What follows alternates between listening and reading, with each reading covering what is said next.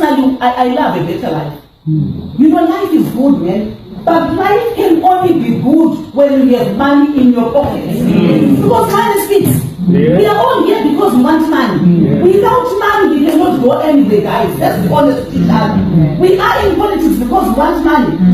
We are in politics because we want money.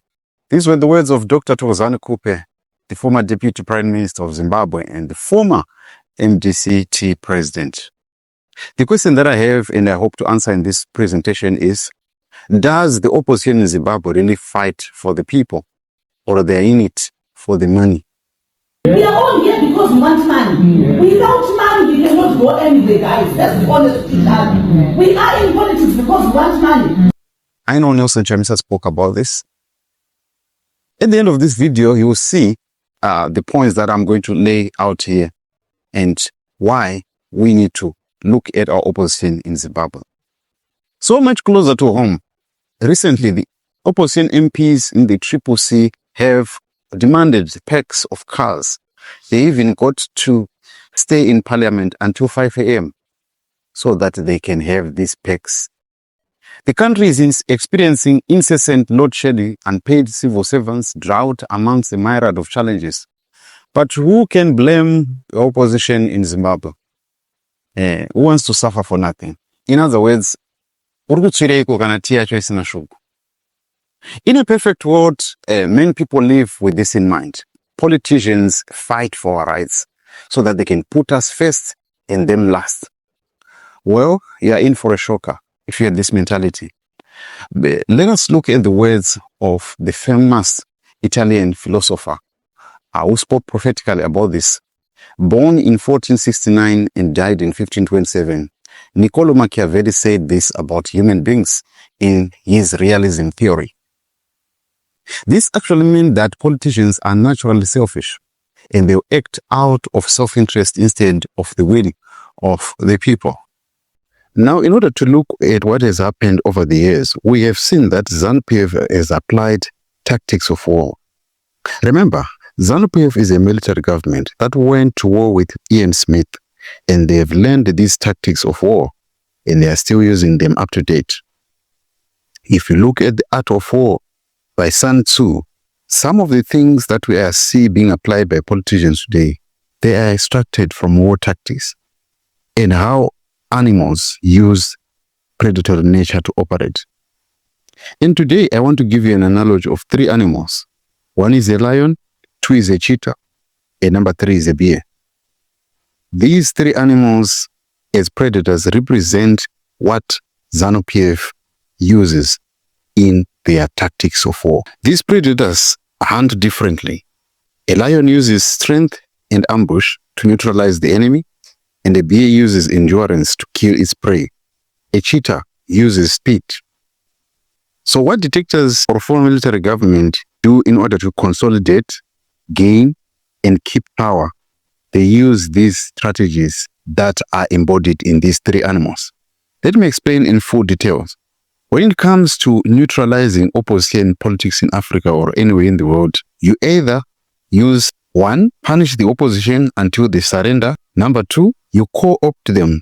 Otherwise, you seduce them with trinkets and you capture some of their key figures in order to gain their strategies. Number 3, you use influence or state powers to fizzle out and dry them out of their strength. This is the same strategies that is used by these 3 animals. One, looking at the Zimbabwean politics, you can say that right now, most of the opposition leaders, they ran out of steam. And the reason why some of them, they co-opted, it was because they were tired. That's a strategy that ZANU PF does. Because when they're in politics, they're in it for the long haul. Attractive. We need to see it. Too serious. I'm too serious. It's a serious business. Let me name figures that we can talk about who got tired and they opted for money. ZANU PF, Morrison Nyati, during the time of the liberation struggle, Sengezo Chabang, and Douglas Monzora. These are the names that can ring a bell in terms of co-opting. Otherwise, you are buying people who have got strategies to make sure that your opponent becomes truly weak. Iningave nyama yekugocha toita baya wabaya. Did you know this, folks, that Morgan Tsvangirai from year 2000 was being driven by somebody who was working at the Presidential Guard, and there are multiple sources that can confirm this. In other words, any strategies that Morgan Tsvangirai would talk about in the car with the driver would take that to Robert Mugabe, and Mugabe would know those strategies. Can we briefly talk about betrayal or selfishness by abandonment that was done by the opposition? Talk about the late Morgan Tsvangirai and him running away from victory, betraying the struggle of the people. In the words of Ibo Mandaza, he said that Morgan Tsvangirai and Tendai Biti ran away from victory in 2008. Even though he was partly to blame because he ran away from victory. If he had stuck and not run away to Botswana, he would have been president in June 2008. But he ran away.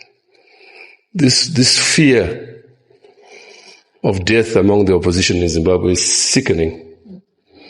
I remember seeing Morgan Tsvangirai the day after the election when he had clearly won, and we knew he had won. And we had called a meeting to confront the SADC observer mission led by Angola at that time. And Morgan could not be found. Morgan had run away to the South African embassy. So we had to phone the ambassador, a very close friend of ours, Makalima. And Makalima made Morgan available for the meeting. I took Morgan through Rainbow Towers, through the back entrance. And after the first flight of stairs, he stopped. He says, "Ibo, aren't you scared?" I said, "Scared of what?" "Of being killed." I said, "Morgan, are you scared to be killed?" Huh? I took his hand and I ran up with him. I said, "We got to the meeting," and he fell asleep in the meeting. And the next morning I was off to Botswana. I had to come here to fetch Biti. Biti also ran away to Cape Town. So the whole opposition ran away to run away from victory. There's a problem with that opposition movement you're talking about. Serious problem. You would ask, did they really run away from victory? Practically, yes. They had won. The people had spoken. What was left was for them to show leadership. When they were actually running away, did they ever think about a helpless man, Moses Chokuda in Gokwe? Did they ever think about Mpango Chokuse in Buhera? Did they ever think about those men and women who received short sleeve and long sleeve? That to me is betrayal of the highest sort, or being selfish and thinking about yourself instead about looking out for the people that you want to rule. And funny enough, 5 months later, they were on the negotiating table with the same ZANU PF that had killed more than 360 people.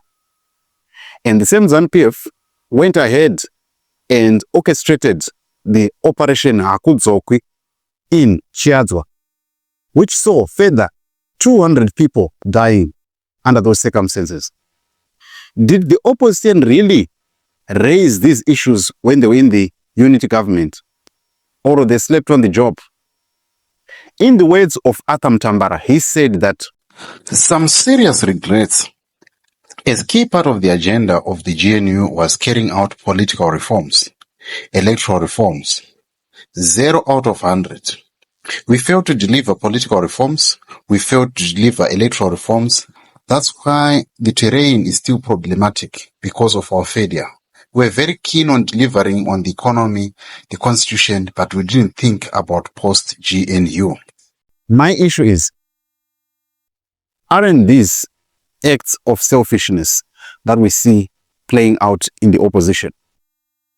And the other problem that the opposition faced was they focused much more on factional fights instead of delivering the mandate that they were given by the people. Let us hear Atam Tambara talking about how Mugabe outmaneuvered MDC during the time of GNU. In MDCT, he spoke to Tsvangirai, he spoke to BT.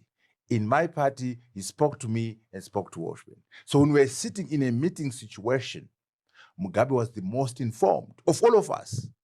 Because in our factions, we're not talking to each other, but he was talking to everyone. So the issue raised there is a case where the Minister of Finance had a little bomb at his house and was asking for security. So he sends Tsvangirai to ask for security from Mugabe. Mugabe says, what? Minister BT is more comfortable among my own people like Seva Kasukwere and Goche. And is not happy among you because, in other words, he knew of the differences within the MDCT between Tsvangirai and BT. And he used it against us. And we were, we were speechless. On the betrayal of people that died in 2008, 2018, 2022, 2024, the opposition has not done enough in order to protect their heroes like Mboneni Nube, who have fallen trying to protect or fighting for the ideology of opposition that was presented to them. Such negligence by the opposition is appalling. It asks the question, is the opposition really fighting for the people of Zimbabwe, or they are much concerned about their own stomach? As much as we want to deny it, the truth of the matter remains. Naturally, human beings are selfish, and they are likely to act out of self-interest instead of valuing their own people in the broader sense. So as we make decisions, is there going to be a new party that is going to contest in 2028 and people committing? We need to look at how things have played out lately, especially with the latest giveaways and co-opting of people in the opposition, in the ruling party, and the hefty packs that the government is presenting, and loans, and the residential stands that the opposition are getting, and conniving with Sengezo Chabango. All that is happening behind the scenes is telling you that the opposition in Zimbabwe is needing a new renewal. Because for the past 24 years, they have not been able to outmaneuver the strategies of ZANU PF, which are military, by the way. And all the dreams that people have of seeing a new, competent alternative remains to be a pipe dream. But what do you make of the opposition in Zimbabwe? Do you think they have got the answer to the millions of Zimbabweans who are hoping to see an alternative in Zimbabwe? And if you love this presentation, please like and subscribe. I personally, I love a better life. Life is good, man. But life can only be good when you have money in your pocket. Because money speaks. We are all here because we want money. Without money, we cannot go anywhere, guys. That's the honest truth. We are in politics because we want money.